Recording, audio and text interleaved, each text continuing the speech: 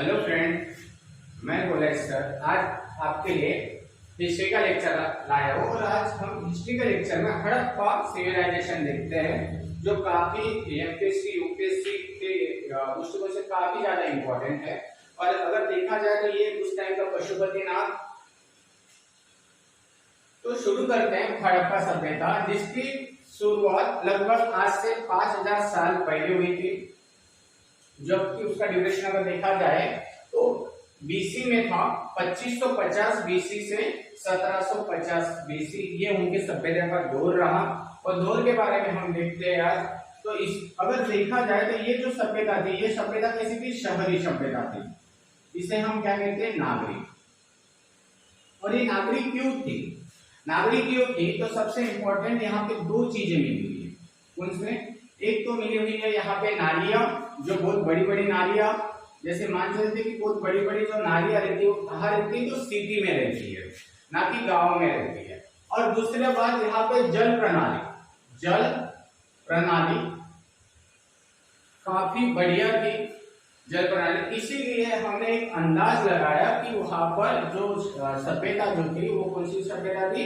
शहरी सभ्यता थी। अगर देखा जाए तो ऊपर में मतलब नॉर्थ में जम्मू और कश्मीर, यहाँ पर एक नगर था, उसका नाम था मंडा। और अगर साउथ में देखा जाए तो महाराष्ट्र, तो महाराष्ट्र में यहाँ पर दायनाबाद। और इधर देखा जाए यूपी में आलमगीरपुर। और इधर अगर देखा जाए पश्चिम में, तो पश्चिम में था बलूचिस्तान। और बलूचिस्तान में एक नगर था जिसका नाम था सुख्ते का डोगर। ठीक है, ये कुछ उसका नाम था। और यहीं पर बलूचिस्तान में एक गांव मिलता है मेहरगढ़। मेहरगढ़ काफी इंपॉर्टेंट है, क्योंकि यही से सबसे पहले हमें खेती करने के प्रमाण मिलते हैं। जैसे कि अगर देखा जाए तो यहाँ पर सबसे पहले हमें जो मिला, याद रखना, सबसे पहले हमने क्या खाना शुरू किया था अनाज में? तो जो यानी हम जवारी बोलते हैं। साथ ही साथ अगर देखा जाए तो सेकंड हमने गेहूं खाना शुरू कर दिया। उसके बाद कपास। कपास जो है, हम कपास से क्या करते थे? कपड़े बनाते हैं और कपास का यूज करते थे। इसीलिए हमें जो यूनानी लोग थे वो क्या बोलते थे? सीडोन। या फिर मेसोपोटामिया के लोग हमें क्या बोलते थे? कपास उगाते थे, इसलिए सीडोन। और यहाँ पे अगर देखा जाए तो खजूर। ये चार चीजें मिली हुई थी, बट चावल नहीं मिले थे। चावल हमें कहाँ पर मिले थे? तो चावल जो है हमें जो कुल्डी हवा करके था वहां पर यूपी में, वहां पे सबसे पहले हमें अवशेष मिले थे। और देखा जाए हड़प्पा सभ्यता में, तो हड़प्पा सभ्यता में एक लोथल करके गुजरात में शहर था, नगर था, वहां पर हमें चावल के अवशेष मिलते हैं। अगर देखा जाए तो हमारा उत्तर से लेकर दक्षिण तक जो किलोमीटर था, इनका 1400 किलोमीटर था। और पूर्व से लेकर पश्चिम तक लगभग ये 1600 किलोमीटर था। और अगर देखा जाए तो समुद्र किनारा भी आएगा। जैसे मान चलो कि यहाँ पे महाराष्ट्र है, गुजरात है, यहाँ से ऐसे जाएगा तो समुद्र किनारा आएगा, सुक्ते डोंगर ऐसा आएगा। तो ये जो समुद्र किनारा था, तो ये लगभग ये वाला 1300 किलोमीटर का समुद्र किनारा था।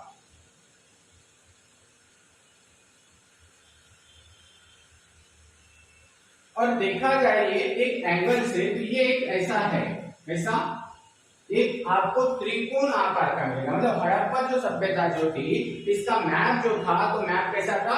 त्रिकोण था। देखो दुनिया में अभी तक 4 सभ्यता हुई है। एक कौन सी है? मेसोपोटामिया। एक कौन सी है? मेसोपोटामिया, जो कहां पर है? टिग्रिस नदी के किनारे। ये सबसे प्राचीन सभ्यता मानी जाती है। उसके बाद दूसरी जो सभ्यता थी वो थी इजिप्ट। इजिप्ट या उसे ही हम क्या कहते हैं? मिस्र। ये जो थी नाइल नदी के किनारे। जो सबसे दुनिया की सबसे लंबी नदी जो है वो नाइल नदी है। और जो सबसे छोटी नदी है वो कौन सी? डी नदी है।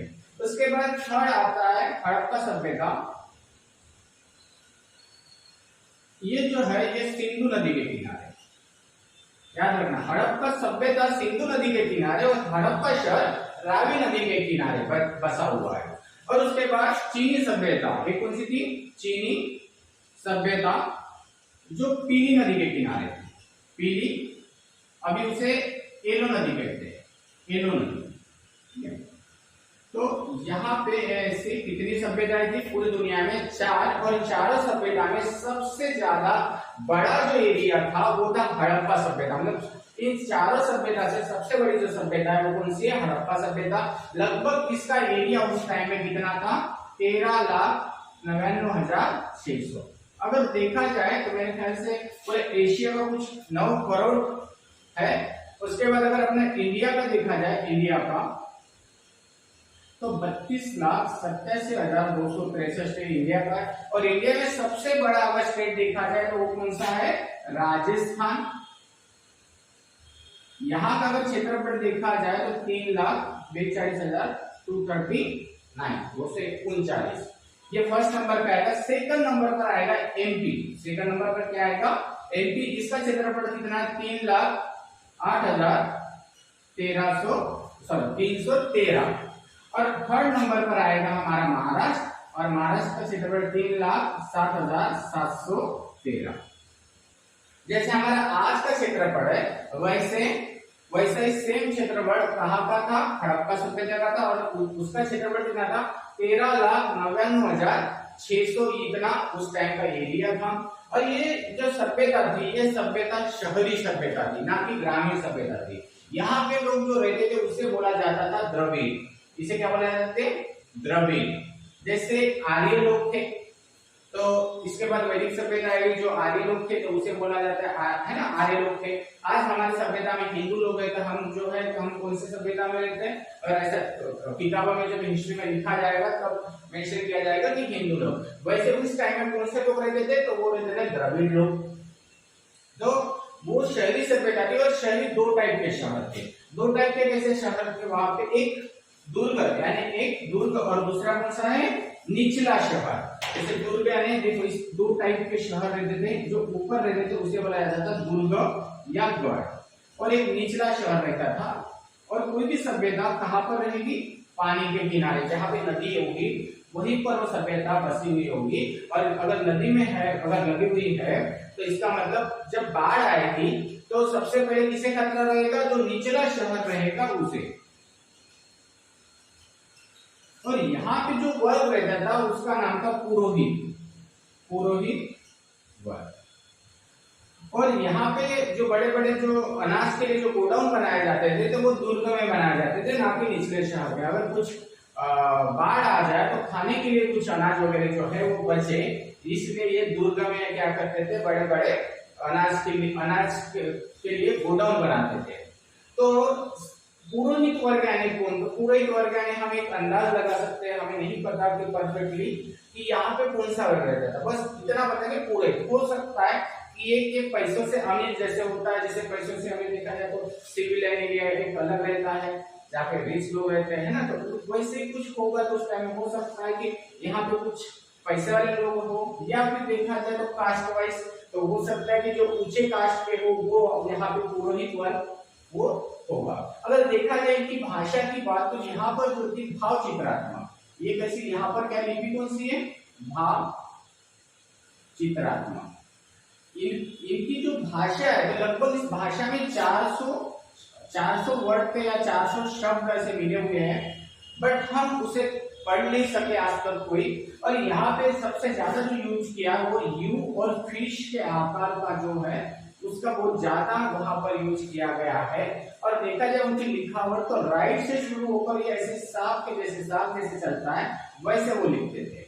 और हमारा लिखना कैसे है? हमारा लेफ्ट से लेके राइट, फिर लेफ्ट से लेके राइट। पर उनका वैसे नहीं, यहाँ से शुरू करेंगे राइट से लेफ्ट की तरफ, फिर राइट, फिर लेफ्ट, ऐसे चलते रहेगा उनका। तो ये भाव चित्रात्मक मतलब एक इशारों से हम, मतलब हमें नहीं पता ना कि वहां पे सभ्यता कौन सी थी करके। तो आज वही देखेंगे हम हड़प्पा सभ्यता के बारे में। देखा जाए शायद लिखेगा नहीं, पहले जाना पड़ेगा।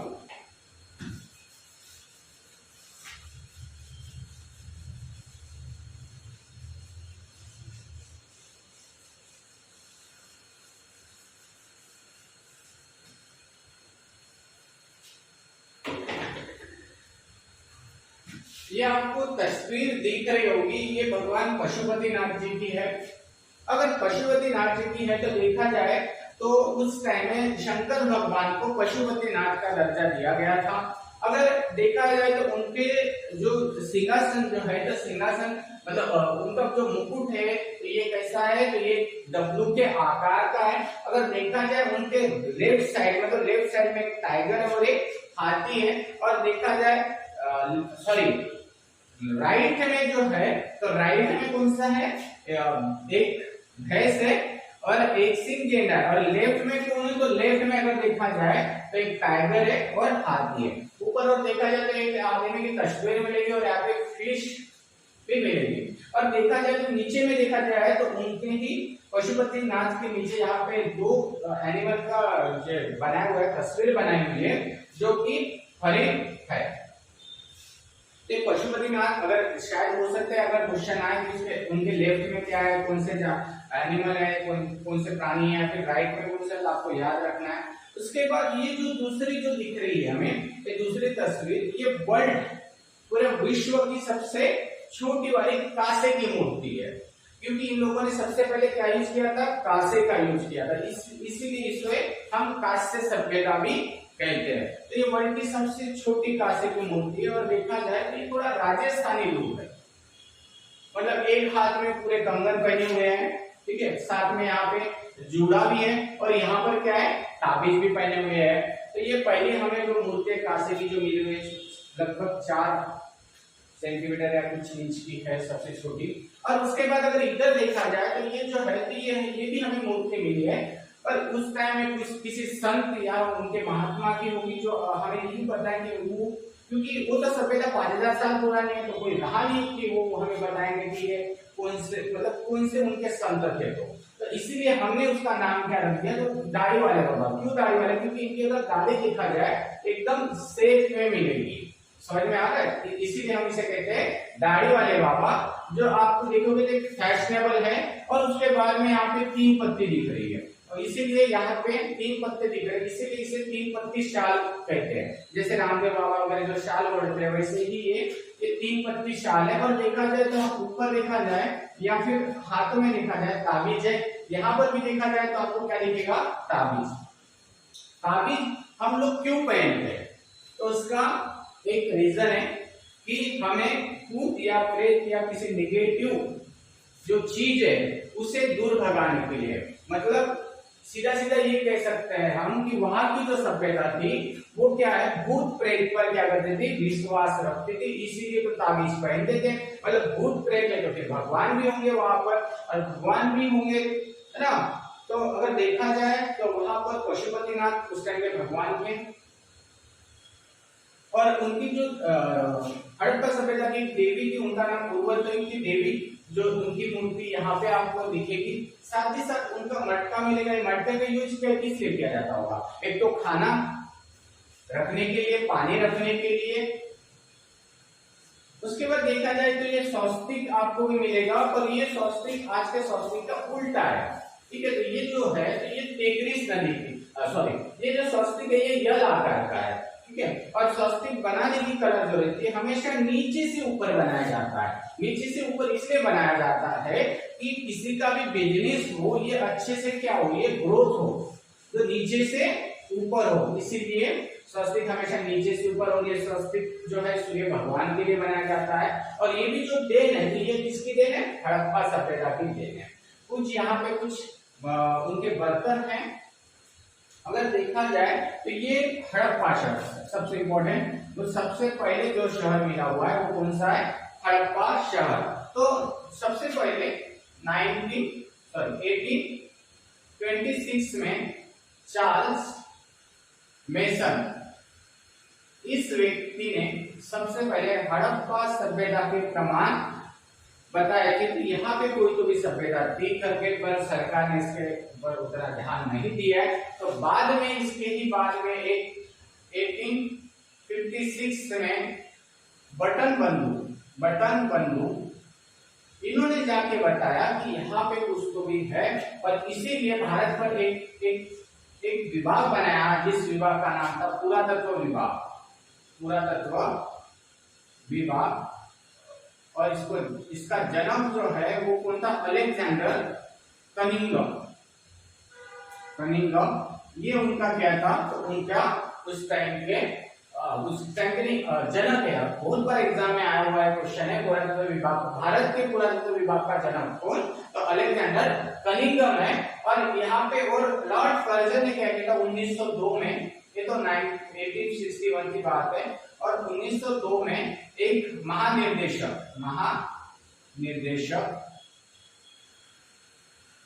की नियुक्ति की थी, और वो कौन थे? John Marshall.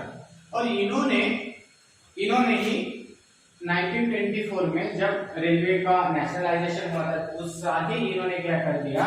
3 किताब लिखी है हड़प्पा के ऊपर। हड़प्पा के ऊपर 3 किताब लिखी थी। किसने? John Marshall. ये दोनों भी क्वेश्चन बहुत आए थे लास्ट टाइम जो एनटीपीसी का एग्जाम हुआ था उसमें ये दोनों क्वेश्चन आपको दिखे थे वहां पे। तो चलो उस मैप के जरिए से देखते हैं। तो सबसे इंपॉर्टेंट है हड़प्पा। तो क्यों? क्योंकि सबसे पहला जो शहर हमने खोजा था वो कौन सा था? हड़प्पा शहर। और किसने खोजा था? दयाराम साहनी ने। तो कहां से? तो ये देखिए पंजाब है, कुछ पंजाब हमारे पास भारत में, तो कुछ पंजाब पाकिस्तान में। तो पाकिस्तान के पंजाब में लाहौर आता है। तो लाहौर एक कराची, अगर आपको कराची नहीं दिखेगा तो मुल्ताई दिखेगा वहां पे। यहाँ पे क्या चल रहा था? खुद काम चल रहा था रेलवे का। तो यहीं पर दयाराम साहनी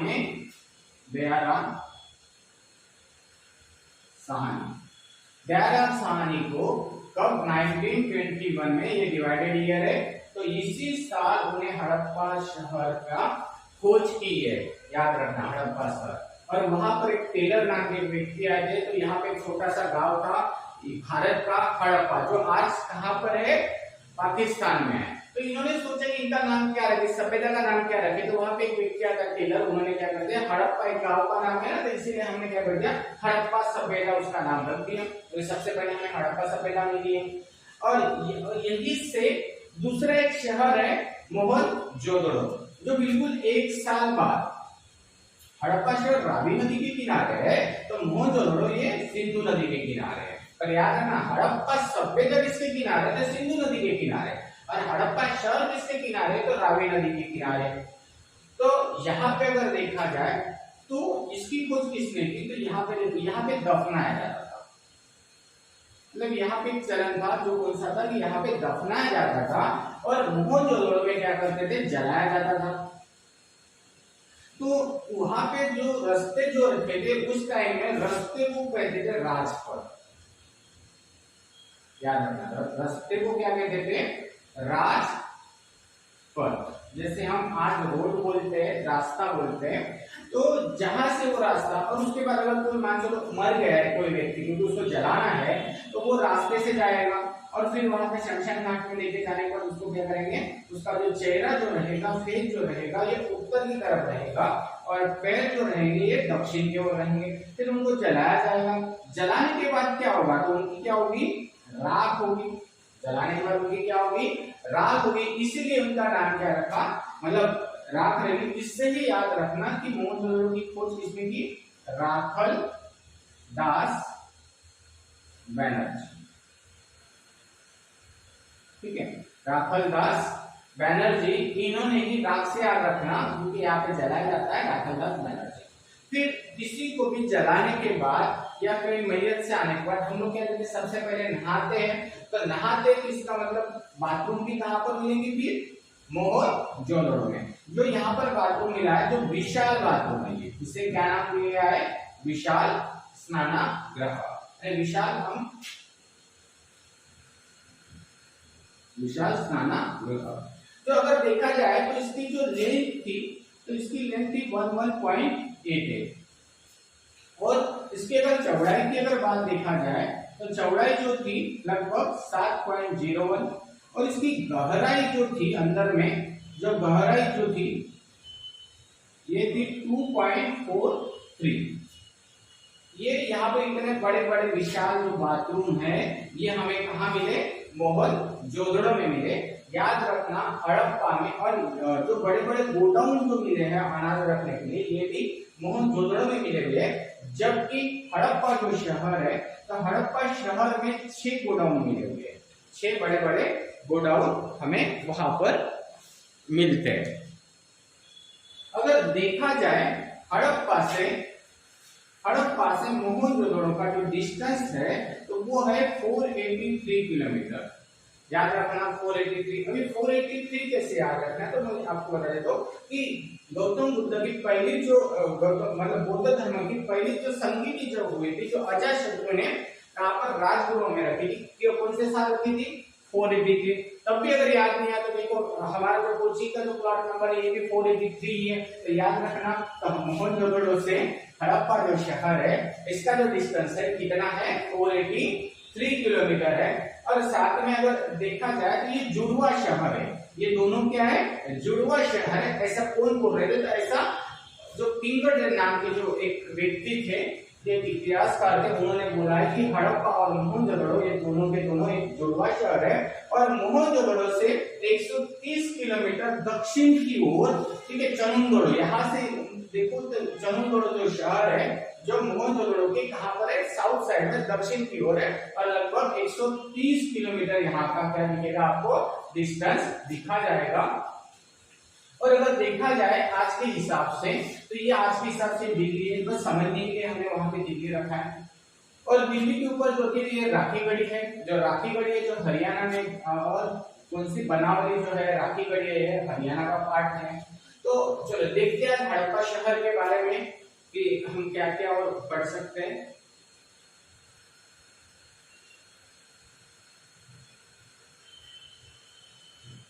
हड़प्पा में अगर देखा जाए तो लगभग दो स्थल हमें सिर्फ कहां मिले? अफगानिस्तान में हमें सिर्फ 2 स्थल मिले, और उसके बाद पाकिस्तान में 475, जबकि पूरे भारत में हमें 925 इतने हमें क्या मिले हुए हैं?